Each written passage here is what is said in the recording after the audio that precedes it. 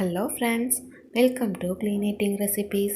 இன்றைக்கி நம்ம சேனலில் ஹோட்டல் ஸ்டைல் மஷ்ரூம் கிரேவி எப்படி செய்கிறதுன்னு தான் பார்க்க போகிறோம். இதுக்கு நான் 200 கிராம் காளான் எடுத்திருக்கேன். காளானை ஃபஸ்ட்டு எந்த அளவு க்ளீன் பண்ணுறோங்கிறது தான் இதில் முக்கியம். இந்த மேலே பிளாக்காக இருக்குது பாருங்கள், அது எல்லாத்தையும் நம்ம க்ளீன் பண்ணணும். ஒரு பாத்திரத்தில் தண்ணி எடுத்துக்கோங்க.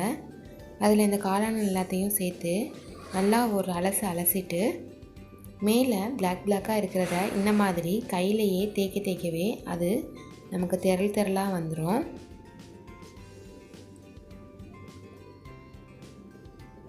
பாருங்கள், அப்படியே கையில் திரளாக வருது.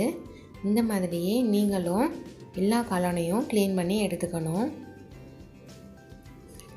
எல்லாத்தையும் க்ளீன் பண்ணதுக்கப்புறம் இதை நம்ம வேறு ஒரு பிளேட்டுக்கு மாற்றிக்கலாம். இதுதான் இதோட ஃபஸ்ட்டு ஸ்டெப்பு. இப்போ நம்ம செகண்ட் ஸ்டெப் செய்ய போகிறோம்.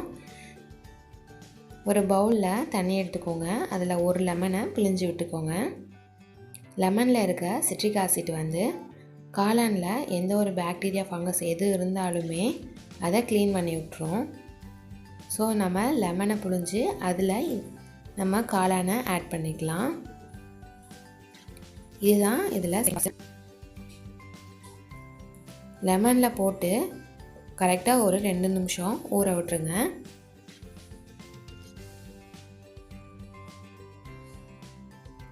ரெண்டு நிமிஷம் கழித்து திரும்பி அதை ஒரு அலசிட்டு வேற ஒரு பிளேட்டுக்கு மாற்றிக்கலாம். அடுத்து தேர்ட் ப்ராசஸ் பார்க்கலாம். காளானை கொஞ்சமாக சூடாக இருக்கிற தண்ணியில் நான் போட்டுக்கிறேன்.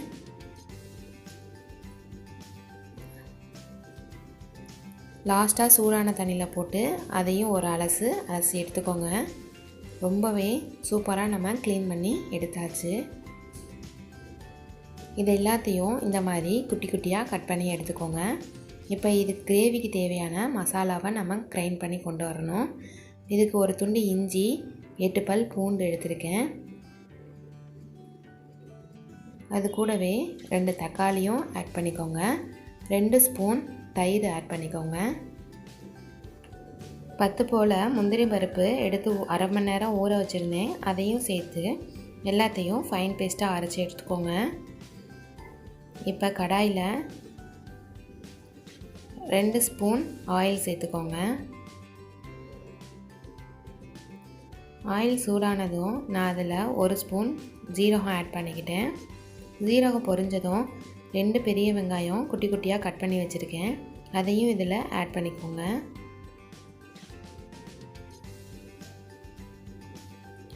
வெங்காயம் நல்லா ப்ரௌன் கலரில் வரணும், அந்த அளவுக்கு வதக்கிக்கோங்க.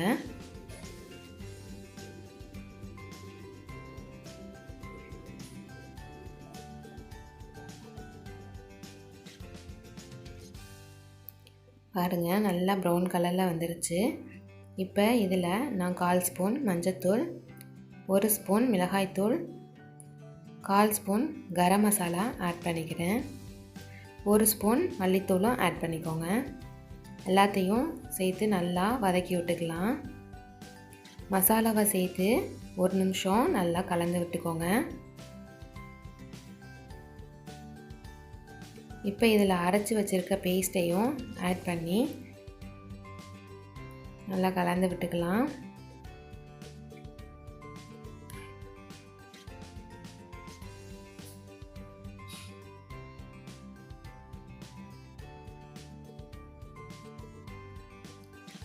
பாருங்கள், மசாலா நல்லாவே வெந்து வந்துடுச்சு.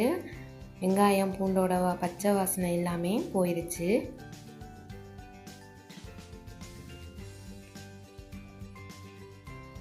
எண்ணெயும் நல்லா பிரிஞ்சு வந்துருச்சு. இப்போ நம்ம கட் பண்ணி வச்சுருக்கிற மஷ்ரூமை சேர்த்துக்கலாம். அது கூட நான் தேவையான அளவு உப்பு எடுத்திருக்கேன். மஷ்ரூமை ஃபஸ்ட்டு எல்லாத்தையும் நல்லா கலந்து விட்டுக்கோங்க.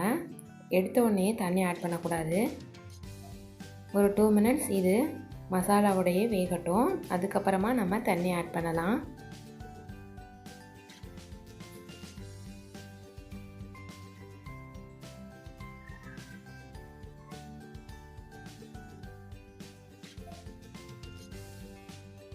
மசாலாவோட 2 நிமிஷம் இருந்ததுக்கப்புறமா இது கூட நான் ஒரு அரை டம்ளர் தண்ணி ஆட் பண்ணிக்கிட்டேன்.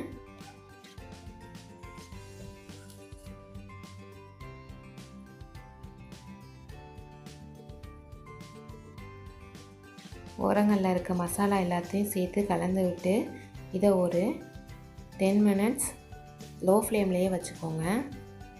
லோ ஃப்ளேம்லேயே வச்சா நல்லா வெந்து வந்துடும். அவ்வளோதான், நமக்கு மஷ்ரூம் கிரேவி ரெடி ஆயிடுச்சு பாருங்கள்.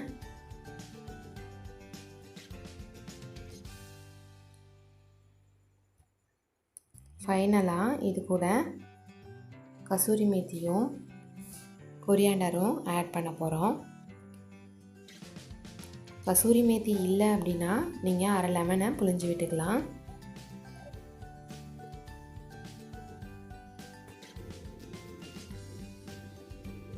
ரொம்பவே சூப்பராக ரெடி ஆகிடுச்சு பாருங்கள். ஃபைனலாக கொஞ்சமாக பட்டர் ஆட் பண்ணிக்கிட்டேன். ஹோட்டல் ஸ்டைலில் இதே மாதிரி தானே நமக்கும் கொடுப்பாங்க. இதே மாதிரி கண்டிப்பாக நீங்களும் உங்கள் வீட்டில் ட்ரை பண்ணி பார்த்துட்டு எப்படி இருக்குன்னு மறக்காமல் கமெண்ட் செக்ஷனில் கமெண்ட் பண்ணுங்கள். இதை குழந்தைங்களுக்கெலாம் கண்டிப்பாக கொடுக்கலாம். இதில் நிறையா ப்ரோட்டீன் இருக்குது. இதை ரொட்டி, சப்பாத்தி, நான், புலாவ் ரைஸ் எது கூட சாப்பிட்டாலுமே இதோட காம்பினேஷன் ரொம்பவே சூப்பராக இருக்கும். ட்ரை பண்ணி பார்த்துட்டு எப்படி இருக்குன்னு மறக்காமல் கமெண்ட் செக்ஷனில் கமெண்ட் பண்ணுங்கள். இந்த வீடியோ உங்களுக்கு பிடிச்சிருந்தா லைக் பண்ணுங்கள், ஷேர் பண்ணுங்கள் அண்ட் மறக்காமல் நம்ம சேனலுக்கு சப்ஸ்கிரைப் பண்ணுங்கள். தேங்க்ஸ் ஃபார் வாட்சிங்.